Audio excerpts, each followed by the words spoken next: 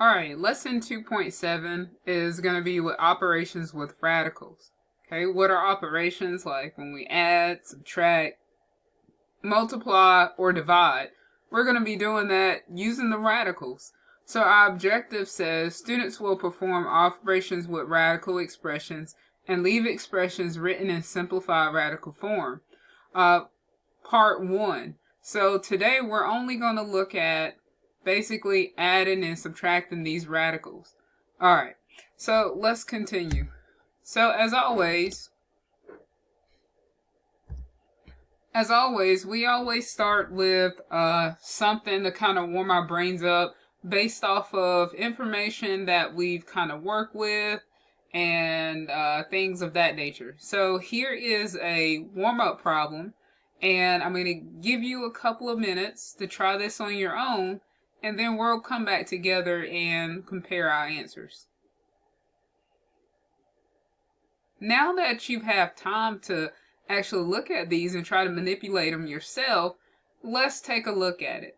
So first of all, the direction says to simplify the following radicals. So here I have the square root of 18x to the second and y to the third. So I know that I have a square root, and under that square root I have numbers and I have variables as well. And so we've learned from previous lessons how to simplify both these numbers and these variables. So if I don't know any numbers, okay, because this is a square root, I'm looking for perfect squares, okay, because I'm dealing with a number. So I have to find the perfect squares that are located inside of 18. So I'm going to come over to my calculator. I'm going to plug in y equals, and I'm going to put 18 divided by x. I always do this to help me find my factors. Then I hit second and graph, and I'm looking for perfect square factors. Okay, and I found them very easily because I learned my perfect square numbers, and hope you guys are still kind of looking at those perfect square numbers to get those down packed. Okay, so I see that my factors would be 2 and 9. So quite naturally, I can come over here and I can express this as now the square root of 2 times 3 times 3. And that 3 times 3 is just that 9. So we broke the 9 down into the 2 3's already. But 2 times 3 times 3, and then I broke my x's up and I broke my y's up, and I see that I have a pair of 3's, so I can pull out a 3. I have a pair of x's, so I can pull out an x. I have a pair of y's, so I can pull out a y. The only thing that I cannot pull out is going to be this 2 here, and also this y here, because they don't have a pair. Okay, so when I simplify everything and I pull everything out, you notice that you have the 2y that's left in the radical. Alright, so now the second question that we're looking at is, this time the index number has changed. Let's not get ahead of ourselves. Alright, so the index number has changed, and what I'm looking at here is a 3. Well, I may not quite know how to handle that 3. But let's think about it. So this was a square root. The index number was 2. I was pulling things out in pairs. This index number is 3. So that means I must pull these factors out in 3's. Yeah, let's try that. So first of all, I need to factor 72. And so we can go over here to the calculator, and you can find your factors of 72 by putting 72 divided by x. Okay, like we always do, hit second graph. And so there you have any factors that you want to use. I'm going to choose to use, let's see, 8 and 9. Okay, just 8 and 9. I just arbitrarily pulled them off the top of my head. So I use 8 and 9, but notice how I broke the 8 and the 9 up. So these 3's represent the 9 because that's 3 times 3, and then these 2's represents the 8 because this is 2 times 2, which is 4, and then 2 times 4, which gives me 8. All right, let's not get ahead of ourselves. Alright, so now I see that my index number is 3, so that means that I need a pair of 3s. So that means in order for me to pull out a 2, I have to group these together in 3s. And as I can see here, I have 1 3, 2 3, 3 3s. So there is my group of 3s right here. Or my group of 2s, sorry. I have a group of 2s and they got 3 in a group, so that means I can pull a 2 out. This 3, not so much. If this was a square root, then I'll be able to pull a 3 out, but right now, since the index number is 3, I can't pull a 3 out. So the 2 3s have to stay under. Okay, so since those 2 3s are going to stay under, I get 2 times the cube root this time, because the index number is 3, the cube root of 9, okay? And that 9 came from when you multiply those 2 3s back together because I couldn't pull them out. All right, so let's move on. So today, of course, we're looking at adding and subtracting radicals. And first of all, I want us to think about when we add and subtract algebraic terms, okay? Some of you guys might say, what is she talking about? Algebraic terms. I don't remember that. Okay, so I'm going to show you an example of what I'm talking about. But adding and subtracting radicals can be compared to adding and subtracting algebraic terms. Let's see what I mean. So if you look at this little chart here, if I pull this expression up, so if I say add 3x plus 4x, can I do that? Yes, I can do that. Very good. How come I can add those together? So we notice because they have the same variable and the same degree, which is the exponent, that means I can add them together. So they qualify and they fit the rules. So since I can add them together, I can just combine them and get 7x. Okay, let's look at something else. So if I subtract 2y minus 5x, can I do this? Can I combine them together? And the answer is no, I can't. Well, why can't I do that? Well, because they have different variables. You can see this first term have a y, and the second term have an x, so therefore you can't combine them together, so they just have to stay written as 2y minus 5x. Alright, next I have 11x squared plus 4x. Do you think I can combine these together? The answer is no again. You cannot do that because they have different degrees, meaning the exponents. Look at here. This is raised to the power of 2, and this is raised to the power of 1 when we're looking at the exponents on the variables. So that just has to stay written as 11x squared plus 4x. Alright, now one more example here. So can I subtract 13x minus 28y squared? And obviously you guys know that I can't. And it's because they have different variables and different degrees, as you can see here. So I just have to leave it written as this. Okay, so I believe you guys remember when we were adding and subtracting these algebraic terms. So in order for us to add and subtract those algebraic terms, they had to be similar terms. Well, what do we mean by similar terms? Similar terms mean that they had to have, notice they had to have the same variable and they had to have the same exponent or degree. If they didn't meet this criteria, then I cannot combine them together. So an example of what similar terms would look like would be the example that we looked at previous, the 3x and the 4x. That gave us 7x. Those are similar terms. So now, if we kind of compare that to adding and subtracting radicals, the radicals should also be similar as well. Okay, and we know that the radicals is just that little square root symbol sometimes, or cube root symbol, depending on what the index number is. So in this case, they have to have the same radicand in order for me to add them or subtract them. They have to have the same radicand. And remember that radicand is the number that's underneath the radical. And also the index number has to be the same. if these two things are not there, then I cannot subtract those radicals or I cannot add those radicals. So let's look at an example of what I'm talking about. So for an example, I have negative 4 times the square root of 3 plus 6 times the square root of 3. Look, they have the same radicand. The same radicand is 3. They both have 3 under the radical, and they both have an index of 2, which we can't see the 2, but we know it's there because it's a square root. Okay, so let's move on. So let's take a look at some examples to just kind of get our heads working. So the first example here I have is 5 times the square root of 11 minus 17 times the square root of 11. And so I want to know, can I add these or subtract these?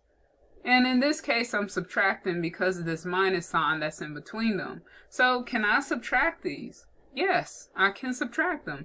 So when you subtract them, remember that what tells you I can subtract them is because this radical, the index number are the same, and the number that's under the radical are the same. So I can subtract these whole numbers that are out here. So basically, I'm going to take the 5 and the negative 17, or the minus 17, and I'm going to subtract them. So in my calculator, I go 5. I guess I got to clear that out. Okay, so in my calculator, I'm going to go second quit so I can go back to the calculator. So I'm going to go 5 minus 17, and I get a negative 12. So therefore, I should have negative 12 times the square root of 11. And that's it. It's just simple as that. Well, let's take another look at another example. So here, I have the square root of 3 plus 6 times the square root of 3. Now, if you notice here, the index numbers are the same, so they're both square roots, and the radicand, or the number under the radical, they're both the same as well. So this meets all the criteria to add these together, and I know I'm adding because there's a plus sign in between them. Okay, so, but I'm thrown a little bit because I don't see a number in front of this radical. So what do I do? Very easy. There's no number there, but as always, you understand that number to be 1. Because 1 is not going to affect it. So if I do 1 times the square root of 3, it's just going to be the square root of 3. So therefore, there is a 1 there. So when you add these together, you're basically taking 1 plus a positive 6, adding those together, which gives you 7. So this becomes, that's right, 7 times the square root of 3. Alright, so I think we're getting good at these. Let's look at another example. So here, can I add these together? And again, I know I'm adding because this plus sign that's in between there. Well, they have the same number under the radical, and their index numbers are the same. Yeah, I say you can add them together, but what am I adding? If you said a negative 1 and a positive 10, then you were right. So on my calculator, and let me show you guys this, because I have a lot of people asking questions about this. This is your negative sign, okay? And if I'm not, I just kind of want to get on the side note, if I'm not taking two numbers and subtracting them, like if I don't have 4 minus 6 like this, then I have to use this negative symbol. Let me show you what I'm talking about. So obviously here, I have to subtract, the negative 1 has to come first. So I have to use this negative symbol. So negative 1 plus a positive 10 is what I put in my calculator. If I put, and let me show you what we're going to get. So we're going to get 9. And so quite naturally, we know that this is going to be 9 times the square root of x squared. But let me show you something different. So I have a lot of people wanting to use this minus sign. I'm going to show you, let me clear this out. So I'm going to come in here and I'm going to put minus, let me clear it completely out. Okay, so I'm going to come in here and I want to put minus, and I guess it's not doing it, so it won't let you do it. But I have some people sometimes trying to come in and let's say if we're graphing something, they want to put -8 in here and then they go graph and you get this error right here. It's because you use the minus sign as a negative sign. So I guess the moral of the story is use the negative sign for negative numbers. Use the subtraction sign for when you're subtracting and you should be okay. But if you forget and this error does come up, just start over. Try it again. Don't give up. Alright? Because it'll be okay. All you're doing is pressing buttons and that's it. Alright. So let's look at another example. You guys are getting good with this, by the way. So now I have 2 times the square root of 7. And I'm adding that to 4 times the square root of 63. Well, we have a problem. I see it immediately. I notice that the index numbers of the square roots are the same. But the number under the radical, they're not the same. So quite naturally, I would want to give up on this according to what my rules were. But looking at the 63, it's a relatively large number. So I'm going to see if I can simplify that. So what I'm going to do is we're just going to try to look at this, okay, and see if we can simplify this radical right here to get it to match this. Because if I can make this a 7, then I can then go ahead and simplify these by adding them together. Okay, so how do you do that? So we're going to, and notice that this 4 is out here. So don't forget that 4. But we're dealing with square roots. So we're going to go to y equals, and let's see if we can come up. Let me put that question back up there. Okay, so let me see if we can come up with factors of 63. And let's see if we can find some perfect squares in there because we're dealing with the square root. So I'm strolling down. And very quickly I noticed 7 and 9. So I want to use 7 and 9. So I'm going to use 7 and 9. And notice how this 4 on the outside of the radical, you cannot throw it away because it's part of the problem. If you throw it away, then you just change the number, okay? And you can't change the number. So I use 7 and 9, and I know that 9 is a perfect square, but look, there's a 7 and there's a 7. Wow, so this might actually work out. So if I kind of break this down a little bit more, okay, just so you can see, you know you have a pair of 3, so that means you can bring a 3 outside.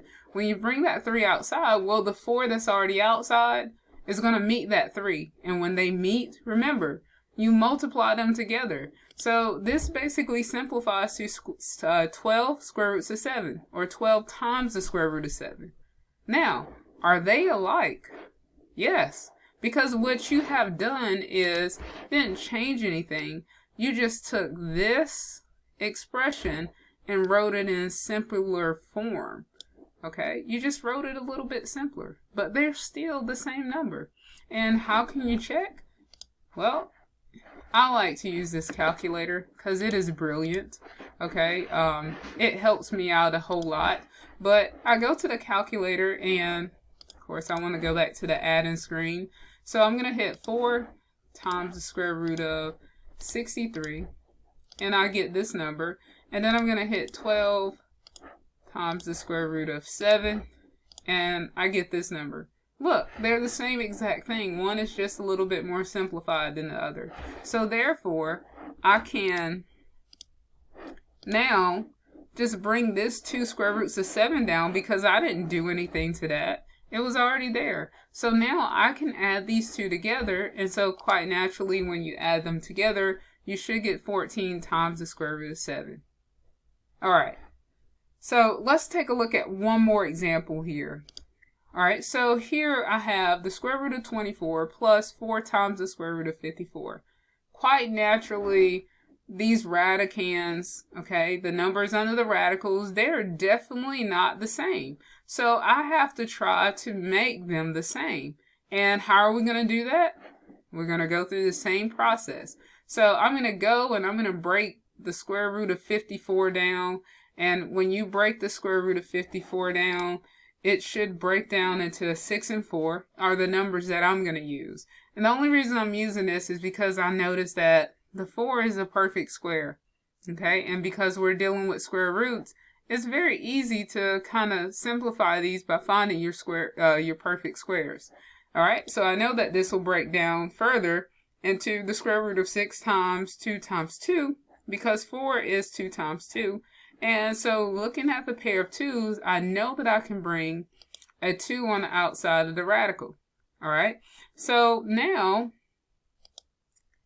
I have the square root of 24. And look, I made a little mistake here. I actually thought I was going to get through this whole video without making a mistake. Let me correct myself. Okay, so let's kind of go back. Alright, so I corrected my mistake. And so as you can see, the factors for 54 is 9 and 6. And so you see that 9 is a perfect square and 6 is not. So because we're looking at the square root, we can take the square root of, or we could just break 9 down into 3 and 3. And I'm just doing this so you guys can kind of see. Okay, you guys can kind of see. And so this 4 is still on the outside. So we can't forget about that 4. All right, so we're bringing that along with us, tagging along. So as you can see, I have 3 times 3 times 6 here.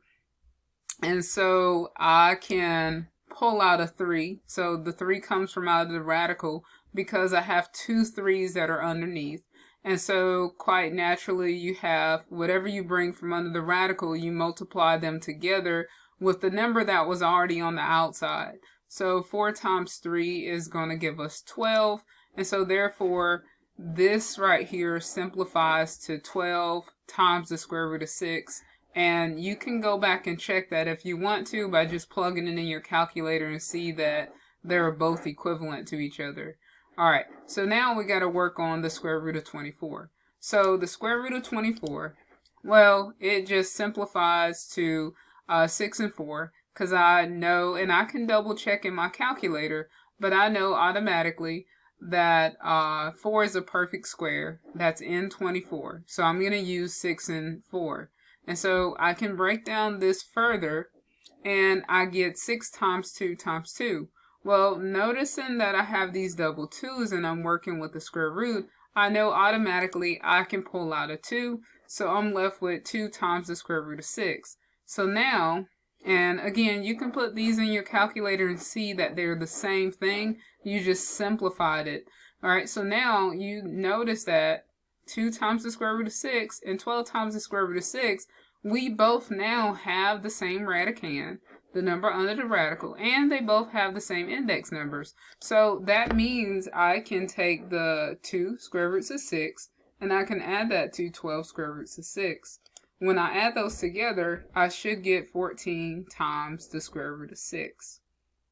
Okay, hopefully that was good enough for you guys and you understood everything, because now what I would like for you guys to do is drop down to the try some on your own, and then tomorrow we'll come back together and we'll discuss it.